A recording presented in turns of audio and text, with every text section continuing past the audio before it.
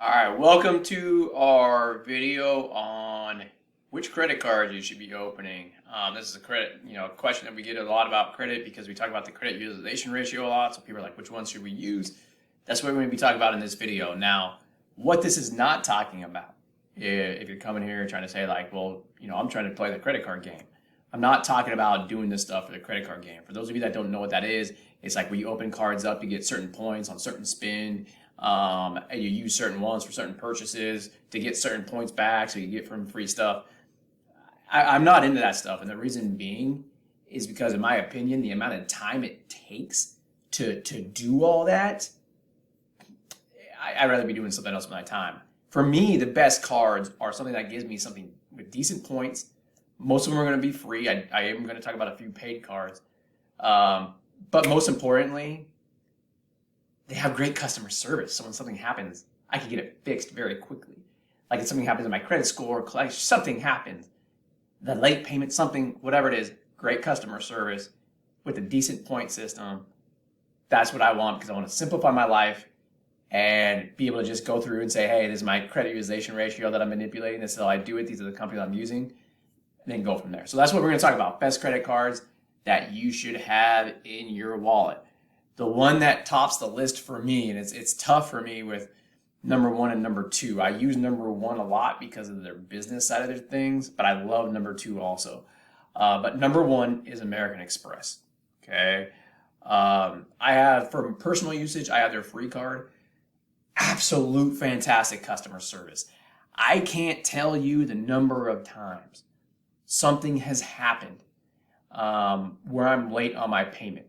Sometimes it's because I didn't get the statement in the mail. Sometimes it's because the email went to spam.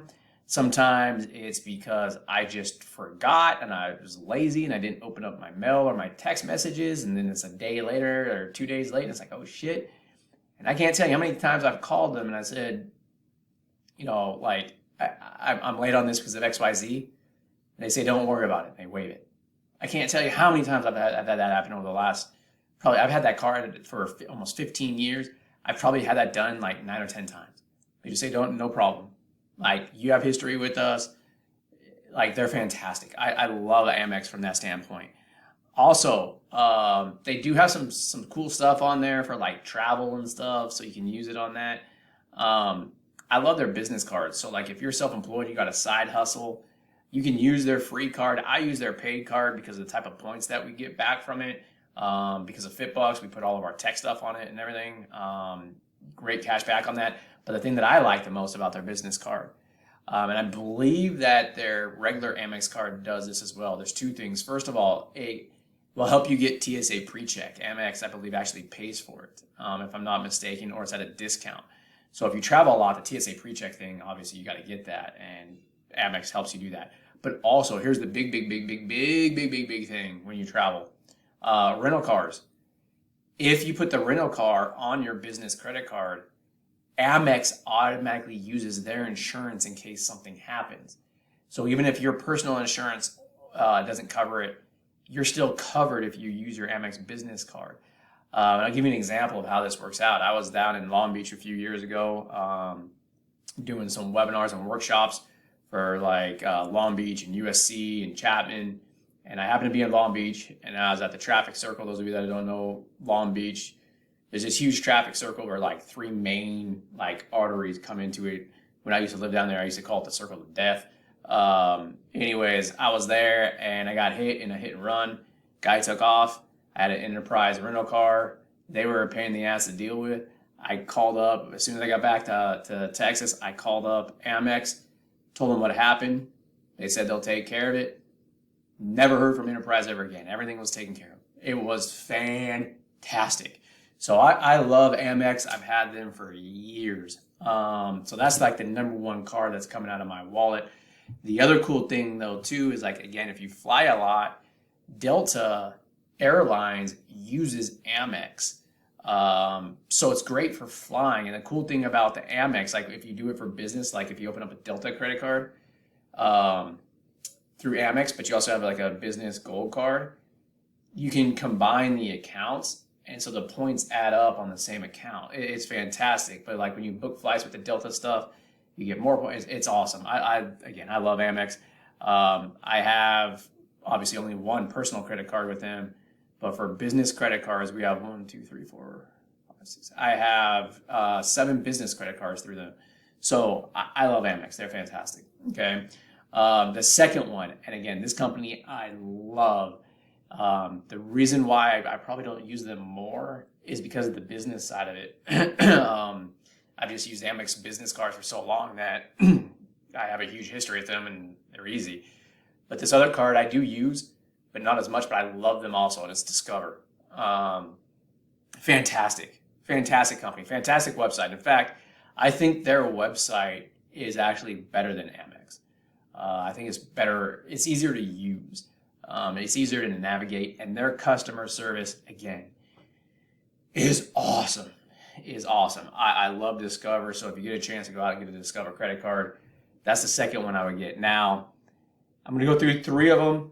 It's kind of like, 2 of them I really don't like. Then I'm going to go through one that I would have, especially if you travel internationally. Okay. First one is ones that are done through Chase Bank. And by the way, guys, you might have some stuff where it's got a name on it, like Disney. It's not a Disney credit card. It still ran through a bank, and that bank on that example is actually Chase. Okay. Chase customer service, I would put them in mid-tier. Like years ago, you asked me, I'd say they were horrible. They've been getting better. So I don't mind having some cards with them. I actually have a couple cards with them. One is my Southwest card. I used to use Southwest a lot. Now I kind of mix between Delta and Southwest depending on where I'm flying. But I used to use Southwest all the time because I used to live in NorCal and I would commute to Southern California every week. So that trip, I would just rack up points left and right with Southwest. I stopped using it as much because the points are great on the flights. But like I said, I've been using Delta a little bit more, especially since Herb Keller died. If you guys don't know who Herb Keller is, he was the founder of Southwest. He died a few years ago. Ever since then, their customer service has been plummeting. And when COVID hit, in 2021, 22, when I flew, their service sucked. In fact, I used to call them Spirit, but with the brand name. That's how bad I thought that Southwest had plummeted. 2023, they've been better, but it's still nowhere near where it was, 5-10 years ago. So because of that, I use Delta quite a bit more, but Southwest, that credit card is good, especially if you fly a lot of Southwest. Also, if you're thinking about flying, like they have their bonus point stuff on there. So like you put your credit card for $3,000 on it in the first couple of months and you get like 50,000 bonus points. It's like a round trip flight from East Coast to West Coast. So great card for that. Another side niche one that they have, like if you're a big Disney diehard fan, they have that Disney credit card. So if you go to Disney a lot, you can rack up a lot of points on that. When I lived in Southern California, I used to have relatives all the time coming down to SoCal to visit and going to Disneyland. So I used to be at Disneyland all the time. So that's why I had that card. I don't go to Disneyland anymore. But I keep the card open because, the credit utilization ratio, if you guys don't know what that is, there's a video up for that too. But that Disney credit card, I have that as well. So if you're a big Disney person, you can use that. So Chase, I'm kind of like 50-50 on in between. The other one is Capital One that's done through Visa. I'm kind of indifferent on it. I'm actually kind of mad at them right now because they just dropped one of my credit limits, not because of anything that I did. It's because when credit card companies start getting in trouble, they tend to start decreasing limits and credit limits on cards, and then they come up with some bullshit excuse of why they did it for you. To you. That's what Chase just did to me. Or not Chase, I'm sorry, Capital One. And to me, that just tells me that they're actually running their bank and their system in a bad way. Simply because if they are going to drop credit limits, they shouldn't just do it across the board to everybody. And that sounds like what they did. I have an 830 credit score. And you would think a credit company would do everything they can to entice you to use their credit card, which would mean increase the credit limit or try to get you to use it more, not just cut your credit limit. It doesn't make any sense. So, Capital One, I was kind of indifferent to, but now because of that, I'm just like, I have a business credit card through them, and it's like, well, great. Like, I'm going to actually switch to an AMEX business card because of what you guys just did. So, again, I have it, but I'm indifferent to it. So, like, if you get an offer from Capital One or an offer from Chase that had, like, these bonus points on it, go ahead and get them. And plus, it's going to help you with that credit utilization ratio. So if you're trying to do that whole game with the credit utilization ratio that I talk about in other videos, Chase and Capital One, I would use those, so that I would start off with Amex, and then I would go over to Discover, then I'd go over to Chase, and then I'd go over to Capital One. Those are the four. I'll name a fifth one too, but it's only for international travel, but those are four. Now, what are the two that I absolutely avoid? Absolutely avoid. Absolutely, absolutely, absolutely. First one is Citibank. Okay. I used to have like 4 cards open with Citibank. Their customer service is absolutely atrocious. At the end of the day, their company is just horrible.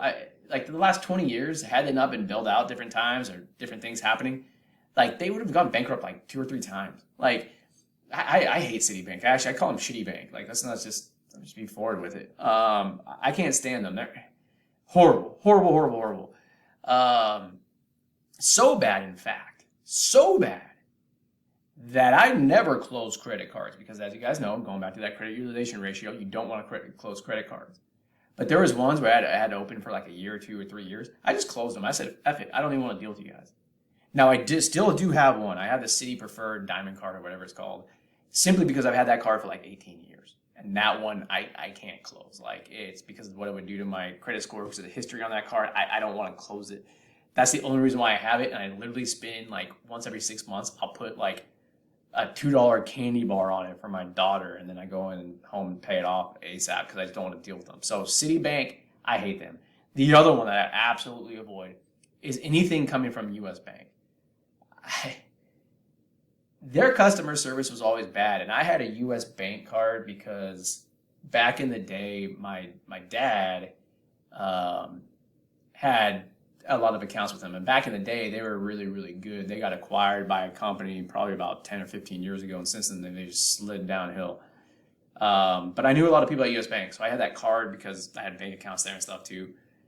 And since they've been going downhill, I use it less and less. And what ended up happening, for example, with me was that there was a charge, a $5 charge on my credit card, which wasn't from me.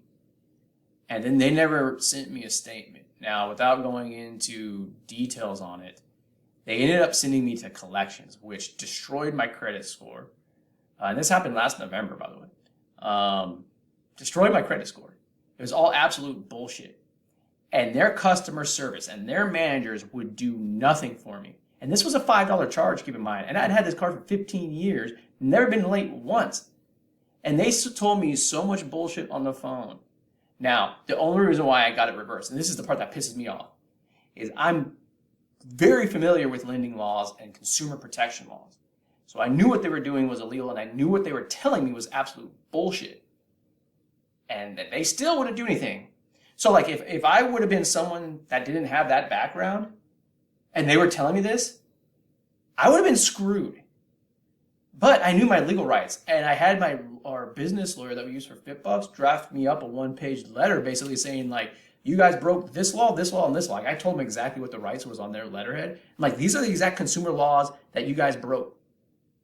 And if you don't reverse this and fix my credit, I'm going to take you to court, and this is a criminal case, not just a civil case. And when I sent that in to them, I sent it via email. Within 10 minutes, I had a call from one of their upper level managers, fixed everything in a heartbeat. Because in that letter, I told them, I know you guys have this on recording, what they told me, and this is all bullshit that your customer service people are telling me this. And this is all recorded, so I will win in court. And what you guys did was illegal. And then I sent the same letter to the credit bureaus, because what the credit bureaus did by being complicit with it was also illegal. Now, like I said, this was for a $5 charge. if this was Amex, it would be like, yeah, whatever, like $5. Like, sorry about that. You know, we'll get it fixed in our technology, in our computer system. Because what happened, one of their bugs in their computer system effed up my account. Okay. Oh no, not U.S. Bank, not U.S. Bank. Like, you know, and they closed my card, they wouldn't reopen it again. Like, so that hurt my credit score a little bit, not that much, but what was really hurting my credit score is they sent me to collections and they wouldn't fix that. It was like, no. I haven't worked on my credit score for 20 years for you guys to F this up. And like I said, the part that really made me mad is I got it fixed because I know these laws. Most of you guys wouldn't have gotten that fixed because you guys don't know about some of these laws, right? And you would have tried to go up the chain, and they would have just told you, no, sorry. So U.S. Bank, you're on the shit list, right? So Citibank, U.S. Bank, avoid them at all costs. I mentioned 4 cards earlier. Again, American Express, Discover, Chase, and Capital One is okay. Okay. The 5th one, which I actually really like this company. I just don't use them that often because their customer service stuff, a lot of it is international. So it's hard to kind of get things done. So the customer service is okay. And their point system is not very good, but it's Barclays. And the reason why I have Barclays is because it's an international credit card. And so a lot of people don't realize it. When you travel, like if you go overseas and you forget to tell your company, like the company that, and you try to use your credit card overseas, oftentimes it won't work. So with Barclays International Card, you don't have to do any of that. It automatically works because it's an international card and you locate it. Like it's perfect for that. So if you go out of the country a lot, let it be Mexico, Europe, Canada, you know, Asia, wherever you're going, that card is awesome. So I don't travel like out of the country that often anymore. When I got this, I was going like to Canada, Mexico, China, and I was doing it all in 1 year. And then I kept going into Mexico, but now I haven't traveled like out of the country in years, probably like, I think 7 years I haven't traveled out of the country. But if you do, it's a great card to have, Barclays. Great. So those are the big 5. Like if you're trying to do like the credit optimization ratio, or maybe you're just trying to find a couple credit cards that you can have in your wallet that are just awesome customer service. Amex, number 1. Discover, I'll say is like 1B. Like they're fantastic also. Those are the 2 that I would definitely have in my wallet. Chase and Capital One are okay. Like if you want to have those are okay. If you have a specialty card like Disney, then okay. And then Barclays, okay? Now, the reason why I say, hey, some of these cards, what you guys can do is like if you go to like Macy's or some of these stores and they say, do you want to open up a credit card, and you're trying to play that game of getting stuff back, you have to ask them, who is it through? Okay, so like if it's through Amex or Discover, Chase, Capital One, okay, great, open it up. But if you see one of those cards and it's opened up through like Citi or U.S. Bank, I would avoid them. I would just say no. That's how I do that with the credit cards. So that is the best credit cards that you should have. Again, it's based on customer service. Hope you guys liked the video and the guide. Talk to you guys soon.